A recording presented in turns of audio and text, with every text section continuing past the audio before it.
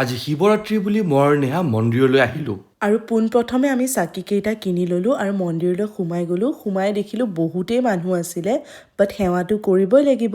চাকিখিনি ধুনীয়াকৈ জ্বলাবই পালোঁ, সেইখিনিয়ে শান্তি লাগিলে। দৈনিক ব্যস্ততাৰ মাজত মন্দিৰলৈ আহিব সময় নহয়, কিন্তু আজি মন্দিৰলৈ আহি নিজৰে কিবা এটা মনটো ভাল লাগিছে। যিহেতু আজি শিৱৰাত্ৰি এটা খুব ধুনীয়া অস্পিচিয়াছ ডে।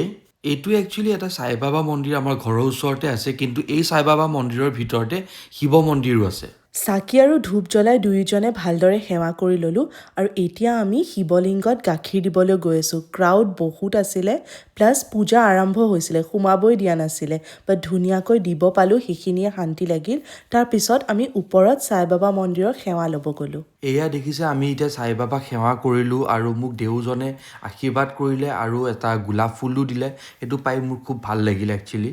আজিৰ ইভিনিংটো সঁচাকৈ বহুত পিচফুল হৈ গ'ল আৰু গৌৰৱে ক'লে ব'লা এতিয়া গণেশ মন্দিৰলৈ যাওঁ। চ' আমি এতিয়া গণেশ মন্দিৰত আহিলোঁ।